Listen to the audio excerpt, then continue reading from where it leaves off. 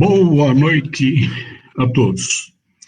Que a paz do Senhor esteja no coração de cada um, no pensamento, e vamos formar uma corrente, uma sinergia, para que as nossas vibrações possam alcançar a todos.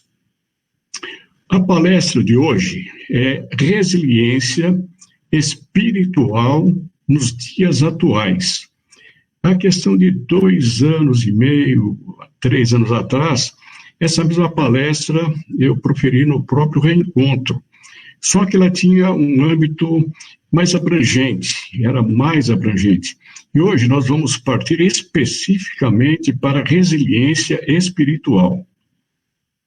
Considerando que nós estamos passando por um momento de turbulência, até alguns dizem que estamos no meio de uma tempestade, e até dizem, que estamos no mesmo barco, e outros dizem que estamos no meio da tempestade em barcos diferentes. Isso não importa.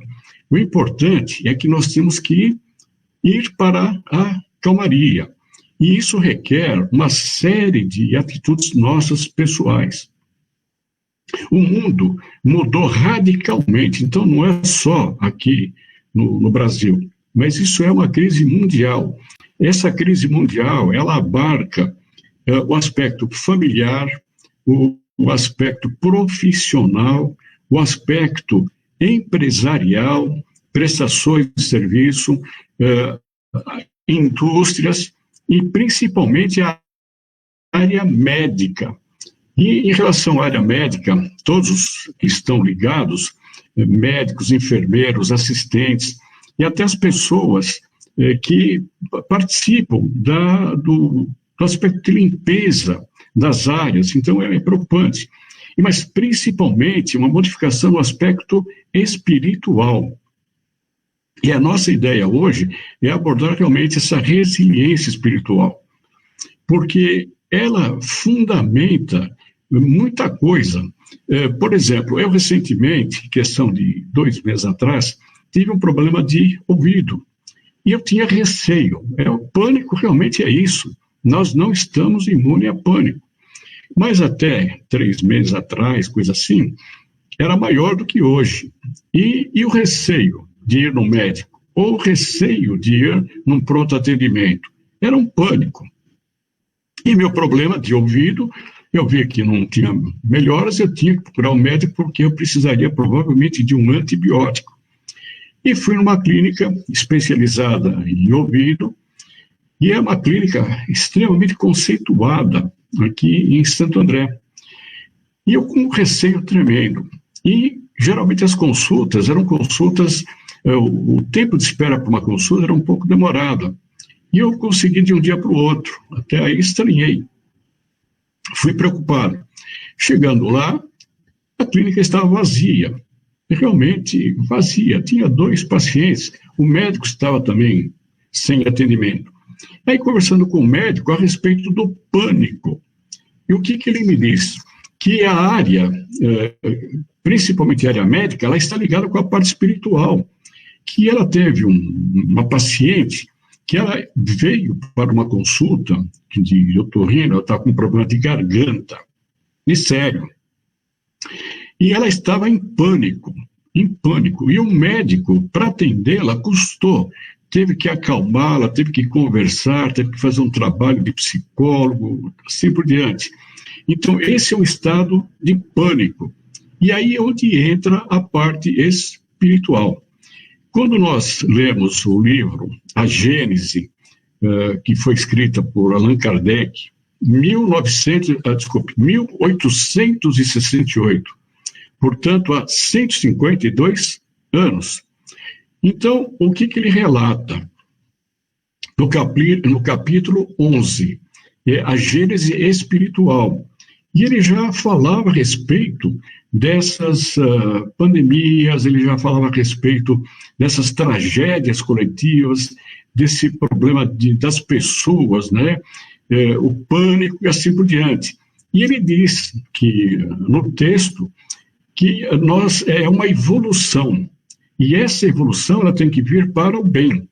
Então, a síntese é que não há evolução sem mudanças. Ou seja, sem mudanças não há evolução. Então, eu acredito que nós estamos passando por uma evolução muito grande, e só que de forma radical. Então, eu vejo, por exemplo, o home office, né, trabalhar em casa. Isso já vinha sendo praticado, mas de uma forma mais tranquila, de uma forma paulatina, então não de uma hora para outra. E após esse problema todo do coronavírus, de repente, muitas e muitas pessoas, milhares talvez de pessoas, tiveram que trabalhar em casa. E aí, então, instalou o home office. E pelas perspectivas, parece-me que a tendência será essa. As empresas começaram a se acomodar. Portanto, vejam só, que as mudanças são radicais. Então, tem que evoluir. E no aspecto religioso, no aspecto espiritual, nós temos que evoluir. Porque o homem parece que não aprende com a história. Passa-se os processos e depois de um tempo volta ao normal, esquecem do que houve. E a espiritualidade hoje ela é fundamental. E nós aprendemos ou pelo amor ou pela dor.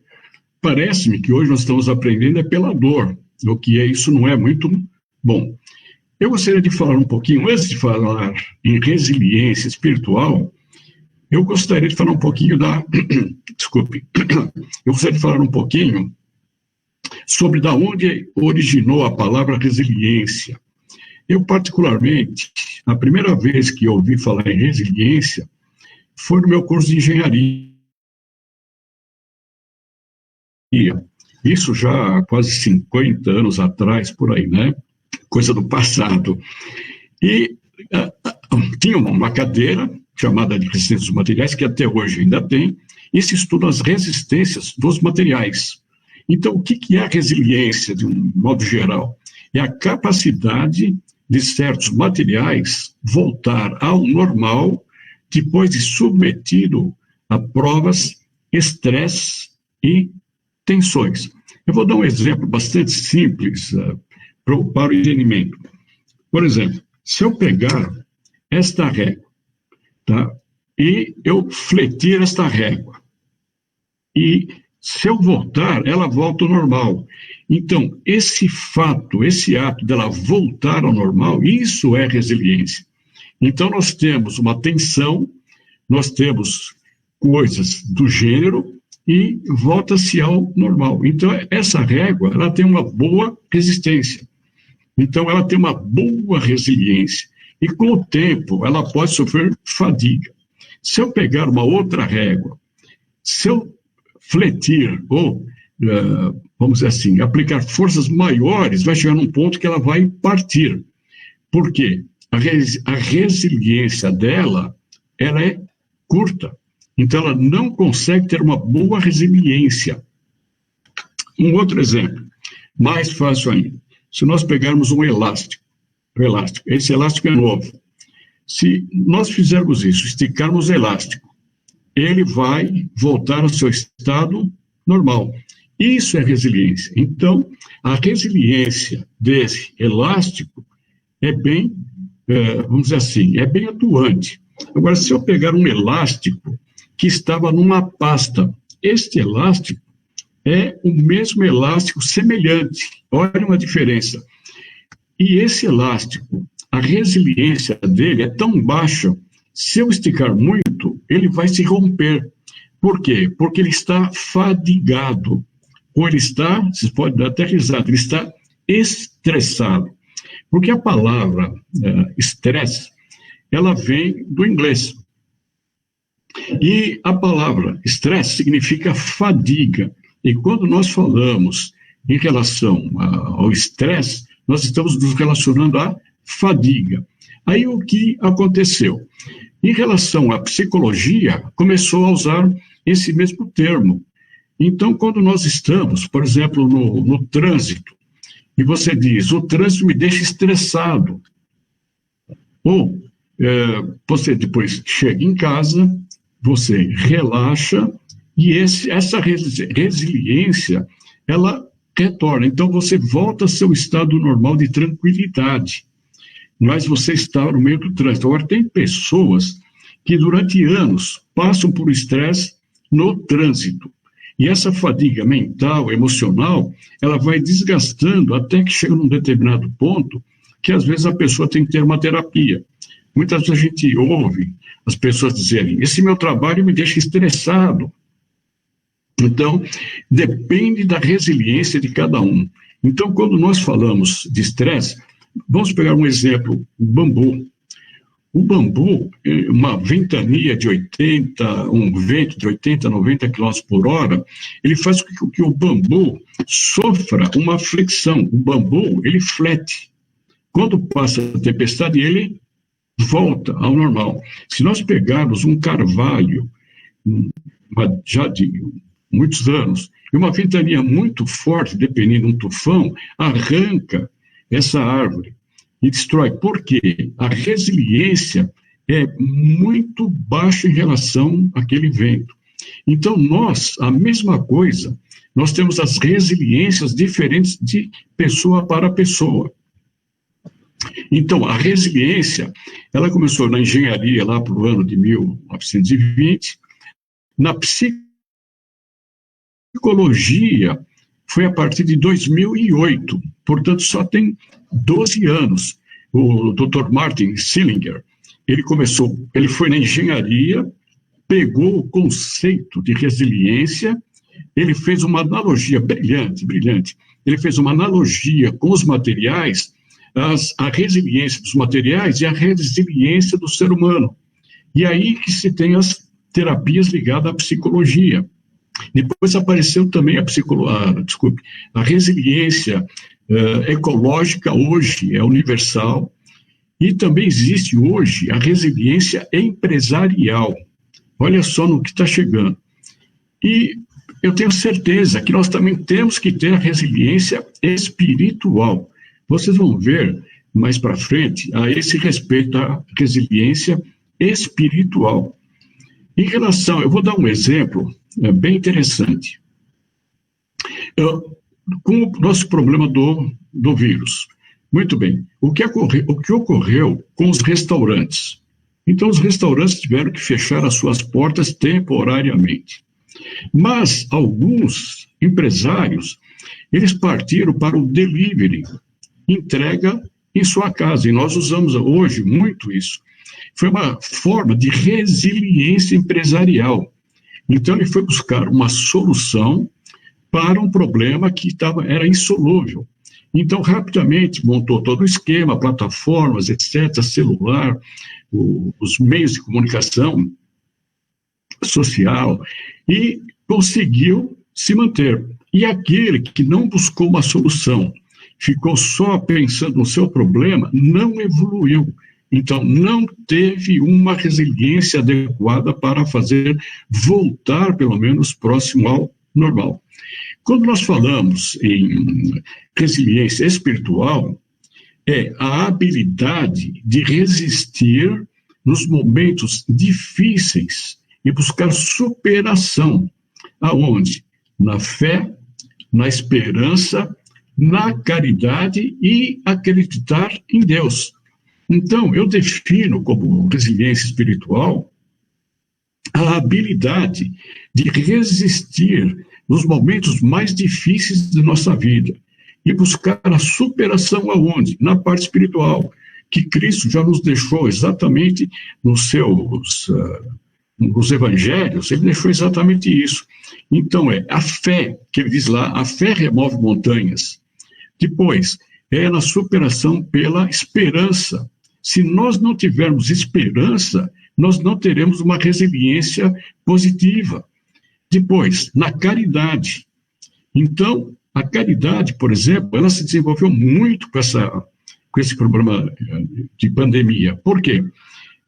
Vários grupos, vários, começaram a se preocupar em alimentar aquelas pessoas que perderam o trabalho, aquelas pessoas que não podiam sair de casa e não tinham sustento, então estão entregando alimentos de várias formas, de tal generosidade, que isso seria interessante no aspecto espiritual. É espiritualidade.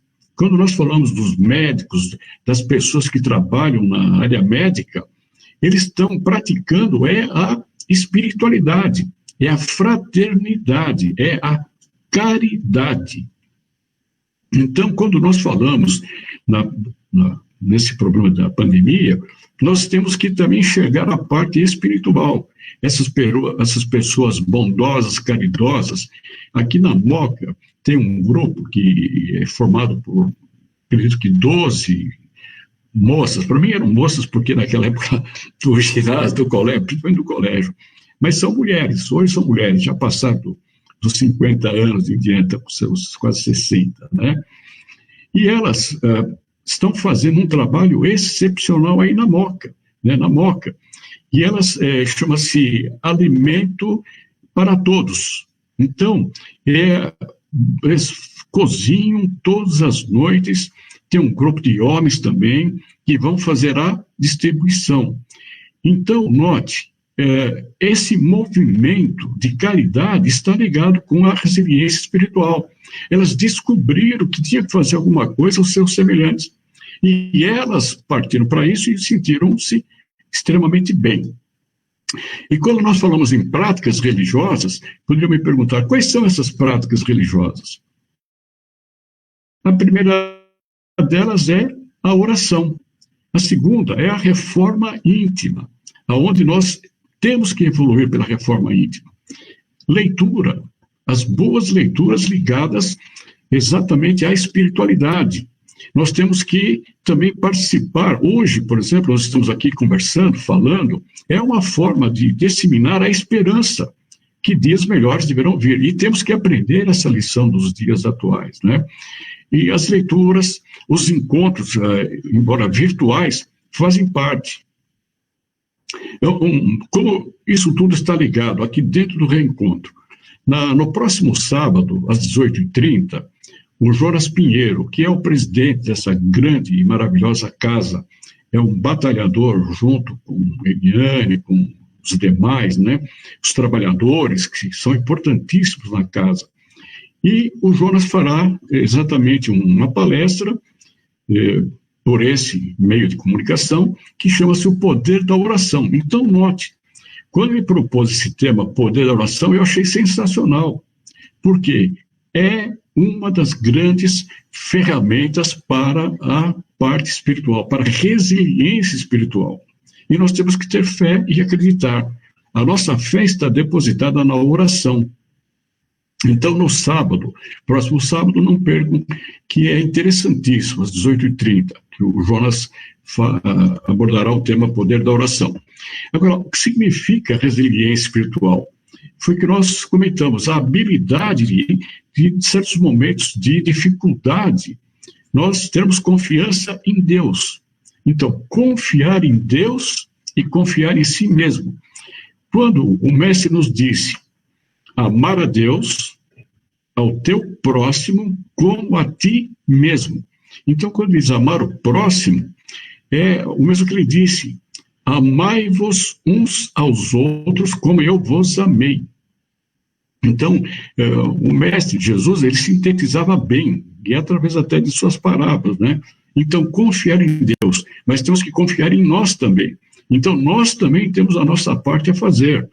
E nas práticas religiosas, principalmente oração, os evangelhos serem lidos no lar, meditar é outra forma, e isso nos traz uma resiliência espiritual. Então, essa capacidade de superação, muitas vezes, as dificuldades, as tragédias, os fracassos, as mágoas, os desafetos. Repare que nessa fase que nós estamos atravessando, as mágoas ficaram para trás, os desafetos ficaram para trás, porque a nossa preocupação hoje é a nossa sobrevivência. E ela está baseada em uma série de fatos e principalmente na resiliência espiritual, é a retomada. Quantas e quantas pessoas ficaram desesperadas procurando ir numa igreja, num templo, ou numa casa espírita, ou num evento presbiteriano, no que for, qualquer religião, porque as religiões, todas elas são ligadas a Deus. E é a nossa fonte maior. Então, não há evolução sem mudanças. E nós temos que mudarmos a nós mesmos, através da reforma íntima. Agora, por incrível que pareça, a reforma íntima, ela existe, pelo menos aí, eu acredito que quase uns 2000 anos. Nós temos um manual, por exemplo, compramos um computador, vem com manual. Como é que eu vou manusear esse manual? Manual de operação. Uma máquina de lavar roupa, o que for, um elemento eletrodoméstico, tem que ter um manual. E qual é o nosso manual espiritual? Por incrível que pareça, é o Evangelho. O Evangelho é o nosso manual para nós aprendermos na prática, praticarmos o que o mestre disse. Então, por exemplo, eu vou dar um exemplo muito interessante, que eu tenho uma admiração profunda, por Paulo de Tarso. Paulo de Tarso foi magnífico, e ele sempre dizia que com ele não existia meio termo, não existia um morno, ou é o quente ou o frio. Então, na passagem de Paulo, em Coríntios 2, Coríntios 11, então, na carta de Paulo, na epístola 2, Coríntios 11, aí tem o capítulo 23, 31, assim por diante. E só um entre parênteses, São Paulo, foi o primeiro que fez manuais de procedimentos. Quando ele escrevia as cartas, as epístolas, para Timóteo e para os demais, os Tessalonicenses, pelos coríntios, e mais alguns, Silas, por exemplo. Então, o que acontecia? Como ele não poderia estar em todos os lugares ao mesmo tempo, ele escrevia, e eram informações, eram procedimentos. Uma vez ele deu uma puxada de orelha muito grande em Timóteo, porque Timóteo estava se indispondo com alguns que estavam iniciando com o cristianismo, e como eles estavam iniciando, eles tinham ainda os costumes judaicos. E o Timóteo ficou muito bravo com eles. E Paulo puxou-lhe a orelha e falou, não é assim. E aí mostrou na carta o que se deveria fazer. Então, se vocês lerem no 2 Coríntios, no 11, o Paulo apanhou, ele foi preso 3 vezes, e cada vez que ele saía da prisão, ele revigorava o amor que ele tinha por Deus, a espiritualidade dele. Ele foi açoitado 5 vezes. Ele naufragou por 3 vezes. Na última vez ele quase morreu afogado. A muito custo chegou à costa. Ele estava indo exatamente numa região lá da Grécia, indo para Roma. E ele teve um sofrimento muito grande. E ele, então, foi apedrejado, quase morreu. Ele se recompunha, a resiliência espiritual dele era tão grande, que ele se recompunha fisicamente e voltava à carga. Uma vez ele foi proibido de ir à sinagoga e ele voltou lá e começou de novo a peitar os judeus. Aí quiseram pegá-lo e queriam matá-lo. Ele teve que sair fugido dentro de uma cesta de alimentos através dos muros de Jerusalém. Então, Paulo foi um desses de extraordinário. Resiliência espiritual do Paulo é sensacional. Passou frio, passou fome, ficou sem dormir e assim por diante. Um outro caso interessante também, todos conhecem, todos, não acredito que não tenha quem não conheça, a história de José do Egito. José do Egito. Isso está lá na Gênesis 37. Na Gênesis 37, logo no início, né, da codificação. Então, o que acontece? Ele era odiado pelos irmãos, Ele era maltratado pelos irmãos, o seu pai, Jacó, e sua mãe, Raquel, o amavam porque ele era o caçula, sempre o caçula é o mimado. E os irmãos começaram a ter inveja, começaram a ter ciúme, e tentaram, ameaçaram de morte, o jogaram, eles foram para um determinado lugar e o jogaram num poço para ele morrer lá. E se ele ficasse nesse poço, ele iria realmente morrer. E os irmãos, houve uma divisão entre os irmãos, foram lá e tiraram do poço. Bom, aí não podemos também deixar morrer o nosso irmão. E depois ele foi vendido pelos irmãos, ele foi vendido para como escravo no Egito. E quando ele foi escravo, ele passou 15 anos como no cativeiro, como escravo. Só que ele nunca perdeu a fé em Deus, ele tinha uma fé em Deus, era muito grande. E tudo que os irmãos fizeram, ele não tinha mágoa, ele não tinha inveja dos irmãos, ele tinha uma alma pura, porque ele tinha uma resiliência de recuperação grande. Foi preso, houve um problema com onde ele trabalhava, porque ele começou realmente a se sobressair, começou a passar, mesmo escravo, ele passou a ser uma pessoa muito querida. E o que aconteceu? Houve um determinado problema com a esposa de um dos mandatários egípcios, fizeram uma intriga e ele foi preso. Passou 3 anos numa mina quebrando pedra. Aí ele começou a ter os sonhos dele, etc, etc, e ele se recuperou. E ele nunca perdeu a fé. Então a fé remove montanha. A prática da espiritualidade ela é fundamental para a resiliência espiritual. Para termos uma resiliência espiritual, nós temos que praticar. E o manual que eu falei para vocês, nós temos um manual de ética, um manual de moral, um manual que nos serve sempre, que é o Evangelho. Então, é aí que nós dizemos que a oração é a principal ferramenta para superações, etc. Então, eu vejo que o que é resiliência é essa recuperação. Então, tem pessoas que estão passando agora por dificuldades, mas tem que ter esperança que uma hora isso vai cessar.